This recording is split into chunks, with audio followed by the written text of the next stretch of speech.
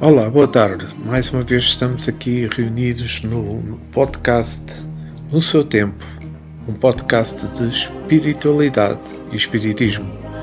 Estamos no estudo do livro O Nosso Lar, do espírito André Luiz, psicografado por Francisco Cândido Xavier.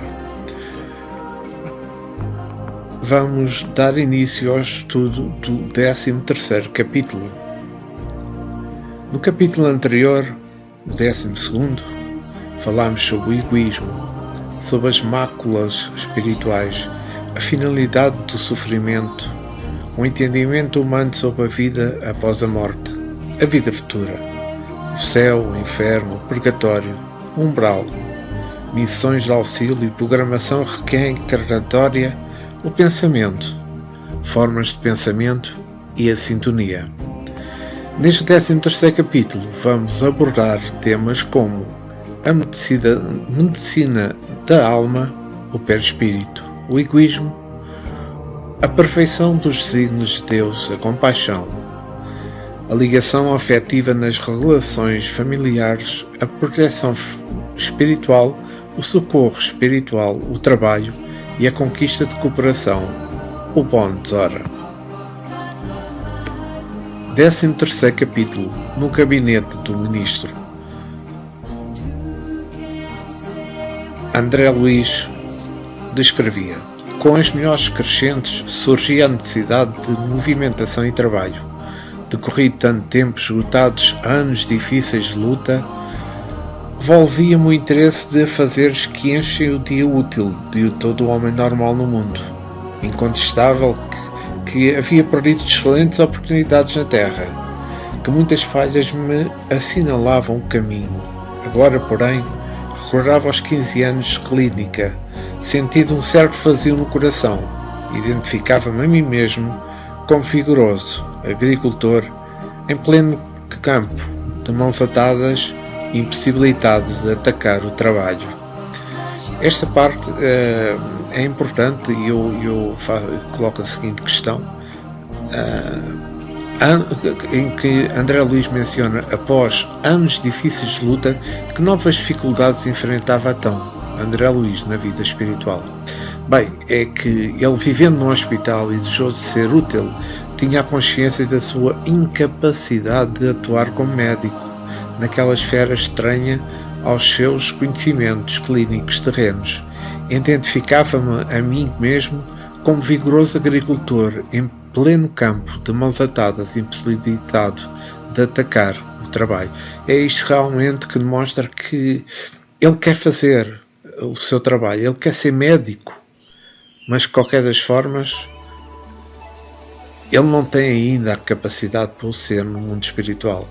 Ele precisa de crescer, ele precisa ter mais ensinamentos, ele precisa de também purificar mais a sua alma para poder então vir a ser médico no mundo espiritual. Bem, voltamos ao texto. Cercado de enfermos, não me podia aproximar como noutros tempos, reunido em mim um amigo, o médico e o pesquisador. Este parágrafo representa muito bem isso que eu disse anteriormente. Ele quer mais, ele quer procurar, ele quer saber o porquê, mas não está ainda no seu tempo. Continuando o texto, ouvindo gemidos incessantes nos apartamentos contíguos, não me era lícito nem mesmo a função de enfermeiro e colaborador nos casos de socorro urgente. Claro que não me faltava o desejo. Minha posição ali, contudo, era assaz humilde para me atrever. Os médicos espirituais eram detectores de técnicas diferentes. Vai parar aqui o texto, porque de que maneira o orgulho deste médico da Terra transformou-se em humildade. É importante esta parte, porque, na minha opinião, durante as dificuldades que enfrentou André Luís no umbral, onde foi atraído por sintonia e cuja finalidade era de esgotamento dos resíduos mentais em desajuste com as leis divinas. Seu orgulho foi profundamente abalado, como percebemos, não é? E sendo amparado no hospital daquela colónia espiritual, reconheceu sua total falta de conhecimento sobre aquela nova realidade e as técnicas de tratamento que ali eram utilizadas. Seu poder, seu título e instruções médicos de terra não o habilitavam para qualquer atuação naquele hospital. Ele era somente não mais do que um paciente. Voltando ao texto, no planeta sabia que o meu direito de intervir começava nos livros conhecidos e nos títulos conquistados. É que, como eu disse anteriormente, ser médico tinha uma certa, digamos, categoria na sociedade. Aqui, onde ele está, na colónia espiritual, é totalmente diferente. E continua André Luís. Mas naquele ambiente novo, a medicina começava no coração, exteriorizando-se em amor e cuidado fraternal. Qualquer enfermeiro dos mais simples em nosso lar tinha conhecimentos e possibilidades muito superiores à minha ciência. Portanto, qualquer tentativa de trabalho espontâneo por constituir, a meu ver, invasão de seara alheia. Então, como é que André Luís se caracteriza a medicina da alma? Bem, a medicina da alma se caracteriza no cuidar com amor, como ele próprio mencionou. Naquele ambiente novo, a medicina começava no coração, exteriorizando-se em amor e cuidado fraternal. Isto dito pelo próprio André Luís. Ou seja, na doação dos recursos magnéticos ao próximo, bons fluidos que atuarão na harmonização do corpo espiritual, isto é, a frequência vibratória dos seus órgãos espirituais e no auxílio à saúde mental. Para quê? Para manter essa harmonia, para a manutenção da harmonia. Aqui, agora, tirando aqui um apontamento na estrutura do livro Estrutura do Corpo Perispiritual de Aluína de Jesus Lima, onde menciona os espíritos possuem um corpo perispiritual que, quanto à anatomia, a presença se moldava de acordo com as emanações mentais do espírito, o seu estado psíquico. Ou seja, a estrutura, a subtileza do próprio corpo espiritual vai dependendo da elevação intelecto-moral de cada um quando chega, neste caso, a esta colónia ou outra colónia, quando chega ao umbral, que é onde está sitiada esta colónia. Espíritos com vibrações mentais inferiores decretam inconscientemente que o seu corpo espiritual se apresente mais obscurecido e denso, não tendo a radiação luminosa do espírito. Do meio onde se encontra é que o espírito extrai o seu perispírito e apresenta-se estruturado para aparelhos que se constituem de órgãos formados a partir das diversas existências corporais do ser e que, por vezes, moldam e mantêm a organização biológica do corpo físico. Quanto mais evoluído o espírito, maior a velocidade que vibram os átomos do perispírito. De acordo com a postura mental, as vibrações aceleram determinando mudanças no corpo espiritual. Está claro que, portanto, que ele é o santuário vivo em que a consciência imortal persegue manifestações incessantes além do sepulcro. Isto é uma definição realmente muito importante. É que digamos que nesta estrutura do corpo espiritual, é nele que ficam gravadas as experiências que o espírito vai tendo durante as suas sucessivas existências em corpos físicos. Quando o espírito retorna a nova existência material, neste caso encarna, essa gravação será responsável pelas alterações do corpo físico resultado nos processos educativos a que tenha que atravessar. Ou seja, Quando o espírito tem indicação e ordem para poder encarnar no corpo físico, como neste caso nós estamos no corpo físico,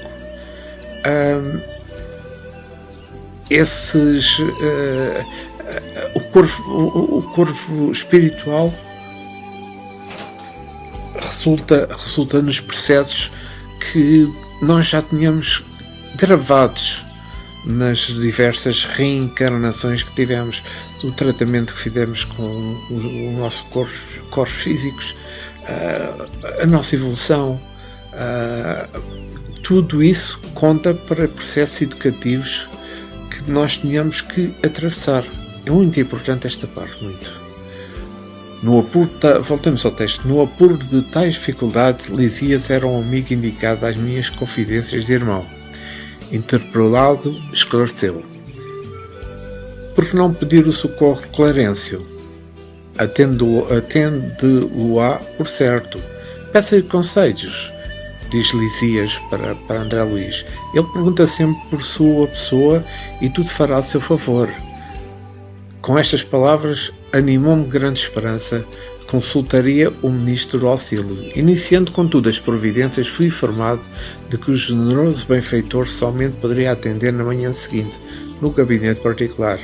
Esperei, ansioso, o momento oportuno. Parando aqui o texto, é importante procurarmos por ajuda nas nossas dificuldades. É uma pergunta que eu coloco, mas aquilo que eu entendo, vamos ver. Reconhecer é importante. O que é importante realmente é que nós reconhecemos os nossos limites e buscamos auxílio. E buscar auxílio por auxílio é um grande exercício de humildade e sabedoria. A ajuda mútua é importante nos princípios básicos da fraternidade cristã, da benevolência, do amar ao próximo como a si mesmo, do Deus único que nos torna irmãos. Afinal, todas as nossas histórias se cruzam, se assemelham e se integram. Ao individualizar e se apropriar dos próprios problemas, o espírito torna a solução mais fácil, mais difícil, o contrário, mais difícil lenta. Também não possibilita ao semelhante exercitar a caridade e o compartilhar de experiências de aprendizado mútuo. O Leon Denis, no livro O Problema do Ser e do Destino e da Dor, que é um livro muito importante no Espiritismo, no seu capítulo 16, onde ele menciona: os homens são solidários uns com os outros, unidos por uma sorte comum. As imperfeições sociais de que todos mais ou menos sofremos são resultado do nosso erro coletivo do passado. Cada um de nós traz a sua parte de responsabilidade e tem de trabalhar para o melhoramento do destino geral. Também Allan Kardec, na questão 132, no comentário, a ação dos seres corpóreos é necessária à marcha do universo. Deus, porém, na sua sabedoria, quis que nessa mesma ação eles encontrem um meio de progredir e de se aproximar dele. Deste modo, por uma admirável lei da providência, tudo se encadeia, tudo é solidário na natureza. Duas partes muito importantes, tanto esta de Allan Kardec, o comentário, como também de Leon Denis. Voltemos ao texto. No dia imediato, muito cedo, procurei o local indicado, qual não foi, porém, minha surpresa, vendo que 3 pessoas estavam lá aguardando Clarencio em entidades de circunstâncias. O delicado ministro do auxílio, chegara muito antes de nós e atendia aos assuntos mais importantes, que é a recepção de visitas e solicitações. Terminado o serviço urgente, começou a chamar-nos 2 a 2. Impressionou-me tal processo de audiência. Superei mais tarde que ele aproveitava esse método para seres fornecidos a qualquer um dos interessados, serviço de igual a outros. Assim, atendendo a necessidade de ordem geral, ganhava tempo e proveito. Muito importante. Aqui, parando o texto, qual é que é a finalidade deste processo de audiência de 2 a 2? Vamos lá ver se eu consigo explicar. A moral elevada a moral elevada do espírito, isto é, as qualidades que visam o bem comum, é grande conselheira para todos os corações aflitos, cujo entendimento sinaliza os valores que deve prosseguir para o seu aprimoramento e maior harmonia. Engana-se quem julga as suas dificuldades maiores e diferenciar dos seus semelhantes. Afinal, os sofrimentos se originam das mesmas imperfeições humanas, todas elas derivadas do egoísmo. E depois é importante realçar que quando nós pensamos os nossos problemas são maiores do que os outros, não são. Por vezes, os erros, como mencionei anteriormente, vêm do egoísmo. E por falar em egoísmo, no Livro dos Espíritos, Allan Kardec, na questão 913, o egoísmo, daí deriva todo o mal. Estudem todos os vícios e verão que no fundo de todos há egoísmo. Por mais que lhes dê combate, não chegarão a eliminar os vícios enquanto não atacarem o mal pela raiz, enquanto não destruírem a causa. Então, tenham todos os esforços para esse efeito, pois aí é que está a verdadeira chaga da sociedade. Quem quiser se aproximar da perfeição moral a partir desta vida, deve limpar o seu coração de todo o sentimento egoísta, porque o egoísmo é incompatível com a justiça, com o amor, com a caridade. Ele neutraliza todas as outras qualidades. Também na questão 917, qual o meio de destruir-se o egoísmo? A resposta do Espírito é a seguinte: de todas as imperfeições humanas, o egoísmo é mais difícil de desenraizar-se, porque deriva da influência da matéria, influência que o homem ainda é muito próximo da sua origem, não pode libertar-se e cuja distração tudo disputa, as suas leis, a organização social, a sua educação. O egoísmo se enfraquecerá na proporção que a vida moral for predominante sobre a vida material e, sobretudo, com a compreensão que o Espiritismo oferece do estado futuro real e não desfigurado com ficções simbólicas. Vamos voltar ao texto. Decorridos muitos minutos, chegou uma vez. Entrei no gabinete em companhia de uma senhora idosa, que seria ouvida em primeiro lugar por ordem de precedência. O ministro recebeu-nos cordialmente, deixando-nos à vontade para discorrer. Nobre Clarencio, começou a companheira desconhecida, venho pedir seus bons ofícios a favor dos meus 2 filhos. Já não tolero tantas saudades e estou informada de que ambos vivem exaustos e subcarregados de infortúnios no ambiente terrestre. Reconheço que os desígnios do Pai são justos e amorosos, no entanto sou mãe. Não consigo subtrair-me ao peso da angústia. Esta parte é algo que eu acho que devemos considerar como os desígnios dos pais justos e amorosos, como diz a senhora idosa. Quando uma mãe na vida espiritual se aflige pelo sofrimento dos filhos aqui na Terra. A aflição pelo sofrimento dos seus entes queridos na vida espiritual, mas mesmo na vida terrena, decorre da falta de entendimento sobre a essência divina. Se concebemos um Deus de amor, bondade e justiça infinita, não nos cabe duvidar dos seus desígnios, na aplicação da sua justiça, da misericórdia e do seu amparo amoroso para com todos os seus filhos, sem privilégios.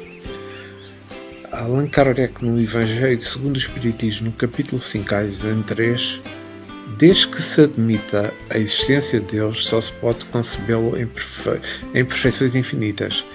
Ele deve ser todo-poderoso, todo de justiça, todo bondade, sem o que não seria Deus. Se Deus, soberanamente bom e justo, não pode agir por capricho nem por parcialidade, as contrariedades da vida têm, pois, uma causa.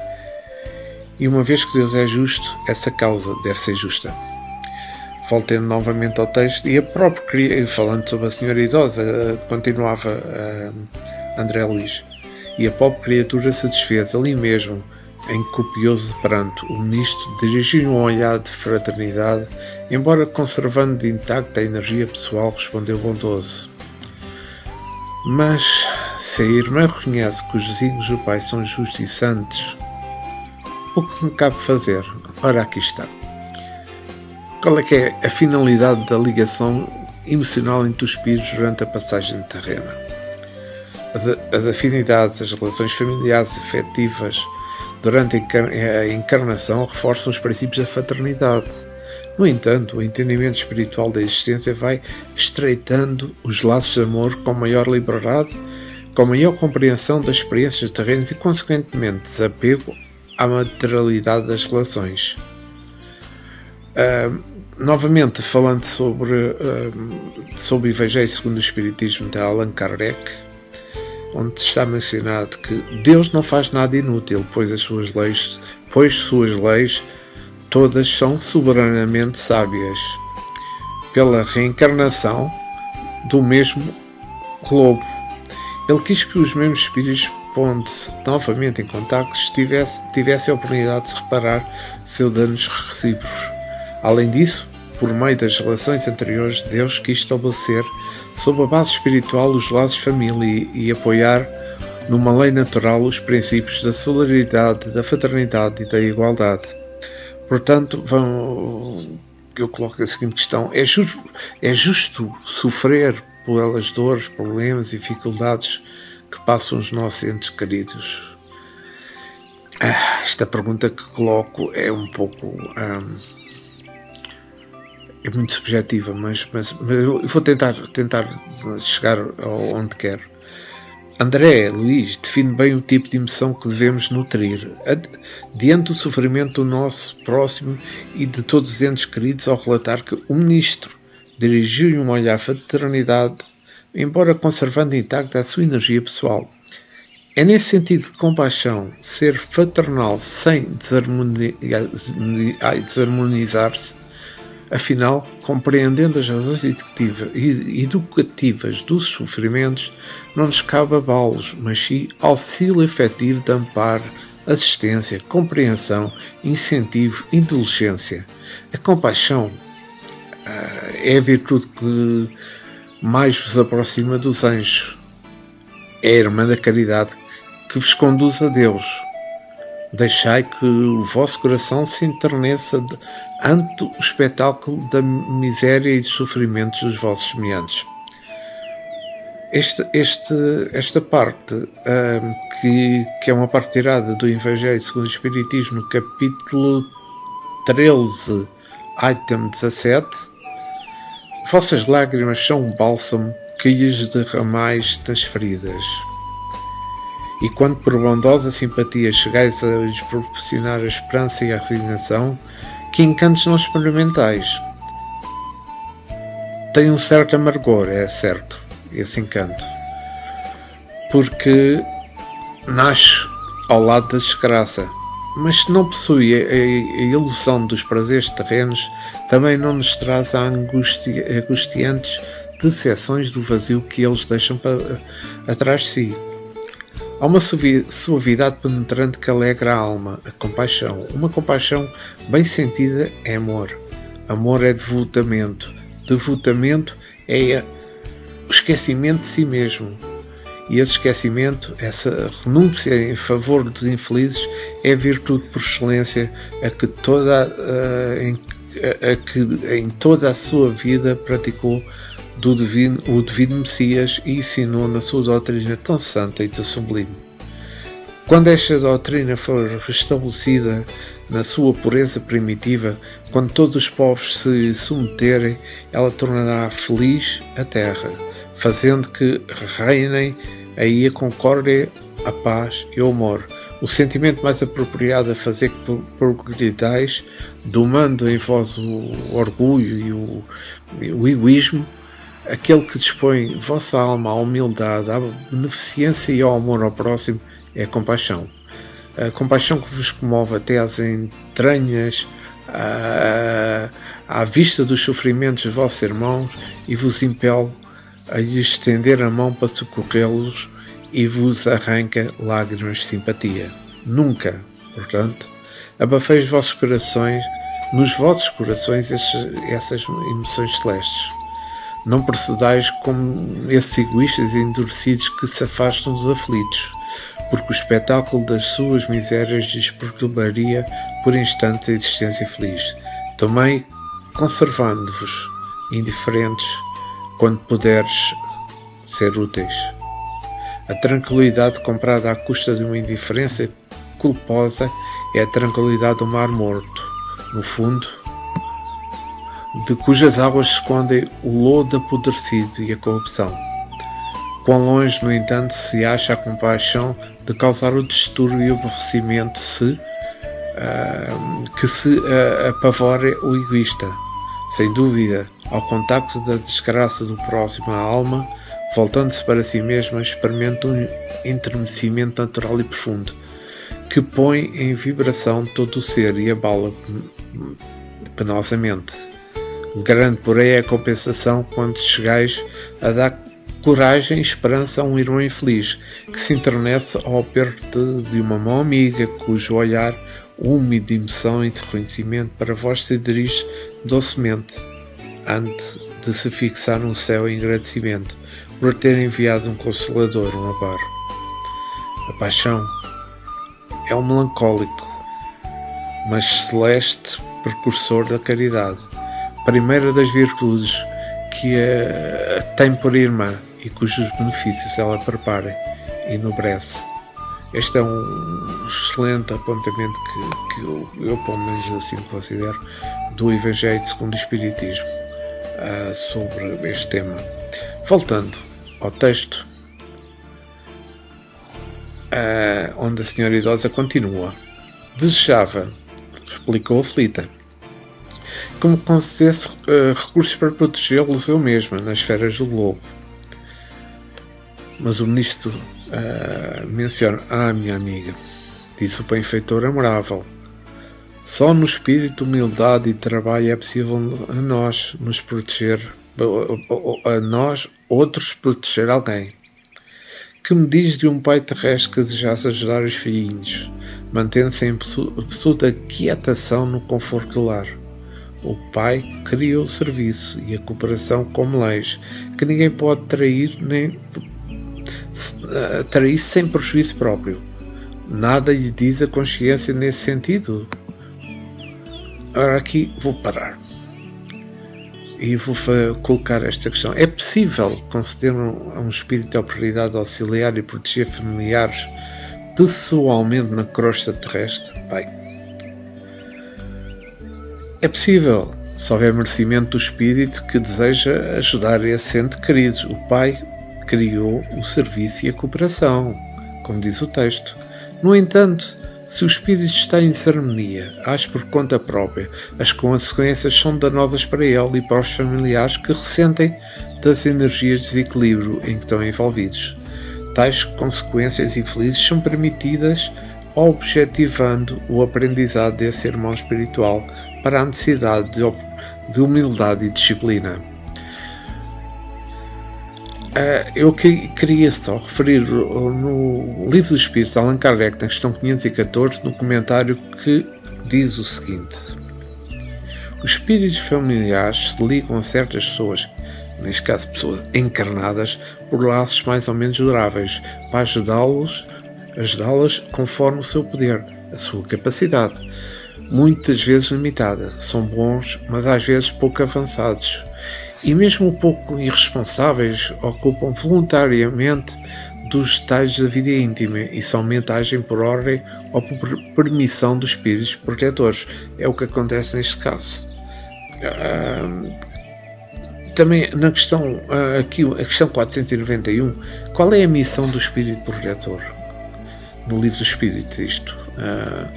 A resposta do espírito é a seguinte: a de um pai em relação aos seus filhos, a de guiar o seu protegido pela estrada do bem, auxiliando com seus conselhos, consolá-lo nas suas aflições, levantar-lhe os ânimos nas provas da vida. Esta é muito importante. Acho que todos deveríamos refletir um pouco nesta parte. Bem, continuando o texto, Continuava o ministro do auxílio. Quantos bónus hora, que é o ponto relativo a cada hora de serviço no mundo espiritual, poderá apresentar em benefício da sua pretensão? Faria-se ele. A interpelada respondeu hesitante. 304. É de lamentar, elucidou Clarencio sorrindo, pois aqui se hospeda há mais de 6 anos e apenas concedeu à colónia até hoje 304 horas de trabalho. Entretanto, logo que se restabeleceu das lutas sofridas em região inferior, ofereci-lhe atividade louvável na turma de vigilância do Ministério da Comunicação. Mencionou então ela. Mas aquilo por lá era um serviço intolerável, disse a interlocutora.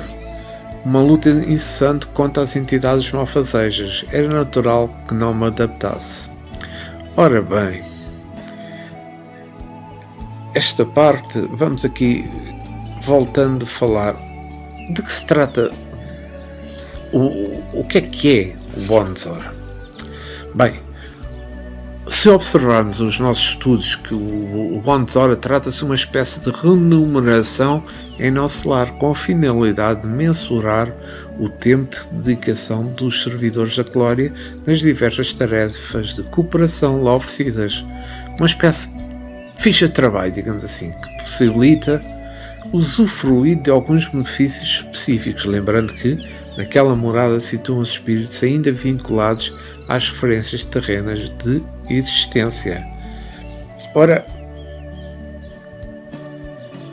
no nosso lar, no capítulo 22, onde é falado onde fala sobre o bónus hora também, veremos que há muita gente que consegue 72 bónus hora por semana.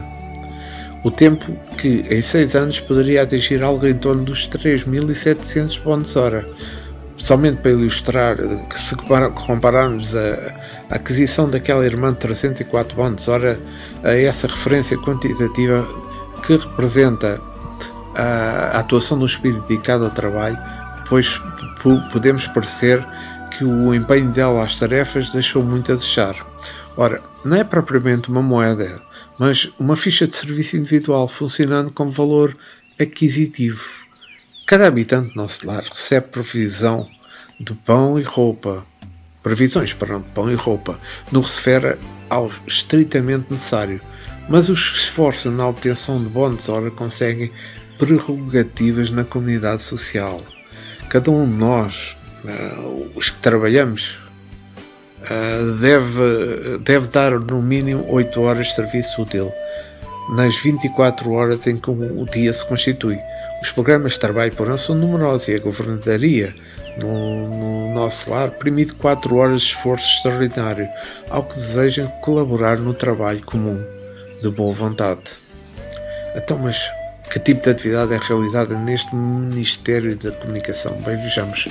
Encontraremos no livro Mensageiros, que também é de André Luís, relatos sobre a atividade do Ministério da Comunicação do nosso lar, que consiste, resumidamente, no trabalho de intercâmbio entre desencarnados e encarnados, socorro e auxílio aos que sofrem no umbral, na crosta e nas trevas.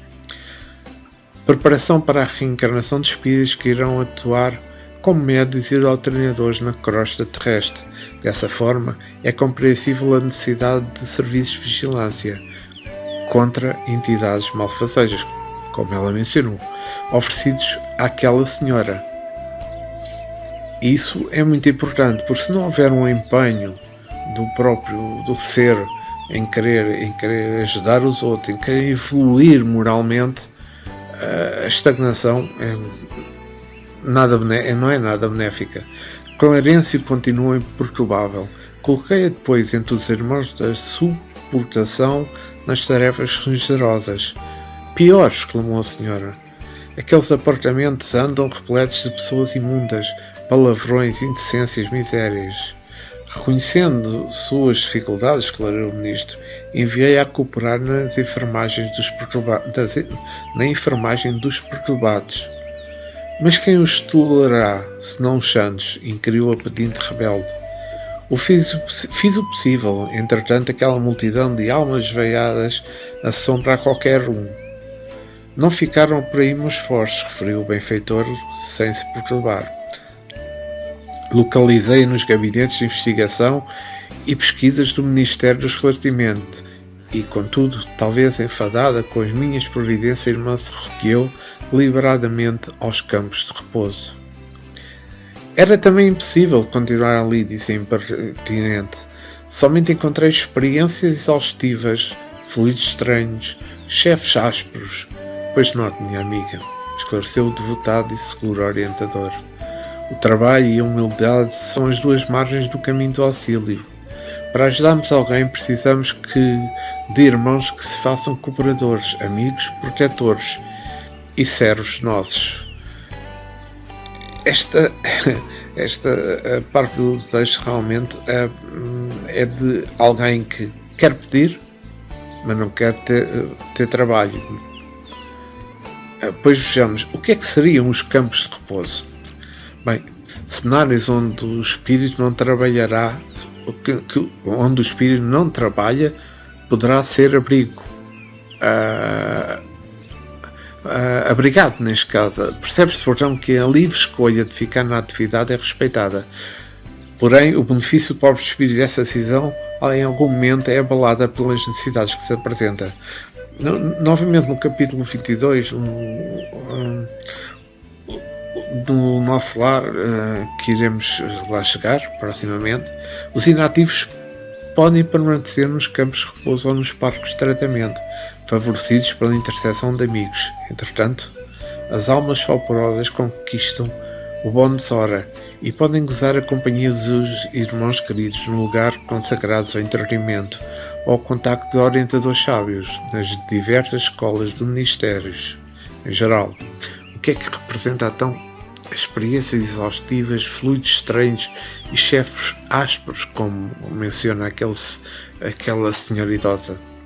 Bem, essa senhora não estaria sendo extremamente exigente com o trabalho como desculpa para permanecer na atividade. Se calhar era isso. Analisando suas queixas, podemos comparar com as mesmas reclamações e lamentações a respeito de atividades que realizamos aqui no plano físico. Muitos serviços, péssimas condições de trabalho e problemas com a chefia. Também seriam justas as suas queixas? Não sei, mas não consigo ser muito preciso nisso, mas porque o trabalho e a humildade são as duas margens do caminho do auxílio. Se o espírito deseja efetivamente auxiliar os seus afetos, necessita primeiramente desenvolver habilidades e virtudes que somente o trabalho lhes possibilita. Ao se engajar no auxílio aos outros semelhantes, passa a compreender que os demais irmãos também precisam de auxílio. Trabalhando pelo próximo, ele se autoajuda, desenvolvendo-se moral e intelectualmente. Eu acho que aqui já lá chegamos. Contudo, no Pensamento e Vida do livro de Emmanuel, no capítulo 9 sobre sugestões, onde ele menciona: igualmente precisa reconhecer com humildade o que não é capaz de realizar esse auxílio sozinho. Precisamos de irmãos que se façam cooperadores, amigos. Nós mesmos encarnados necessitamos de outros encarnados e principalmente carecemos da colaboração de amigos espirituais para ajudar-nos nos nossos semelhantes e também para sermos ajudados.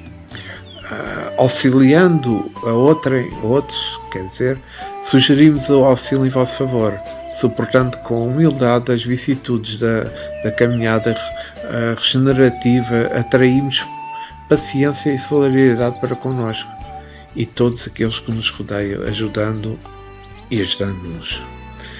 Voltemos ao texto de Clarencio. Antes de amparar os que amamos, é indispensável estabelecer correntes de simpatia. Sem a cooperação é impossível atender a eficiência. O camponês que cultiva a terra alcança a gratidão dos que sabreiam os frutos. O operário que entende os chefes exigentes, executando as determinações, representa o sustentáculo de lar em que o Senhor o colocou. O servidor que obedece construindo conquista aos superiores companheiros interessados no serviço.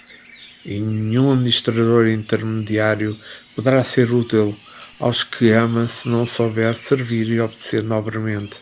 Fira-se o coração, experimente as dificuldades, mas saiba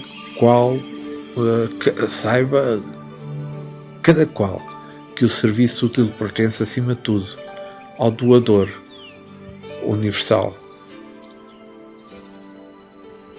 Agora, parando aqui, então, mas de que maneira se estabelecerá as correntes de simpatia? Bem, o auxílio prestado a entes amados de alguém, angariamos a sua gratidão, conquistando a sua simpatia e desejo de retribuir o bem recebido, unir forças a outros servidores para auxílio de muitos, nos proporciona essa corrente fraterna de desejos e ajuda recíproca, facilitando assim, através dessa cooperação, beneficiar da eficiência daqueles que estão vinculados aos nossos corações com o socorro de que necessitam. Também, voltando aqui à parte do pensamento do livro Pensamento e Vida de Emmanuel, no capítulo 3, onde fala sobre cooperação, ele menciona a cooperação espontânea é o supremo ingrediente da ordem. Da glória divina às referências subatómicas, o universo pode ser definido como sendo uma cadeia de vidas que se entrosam na grande vida.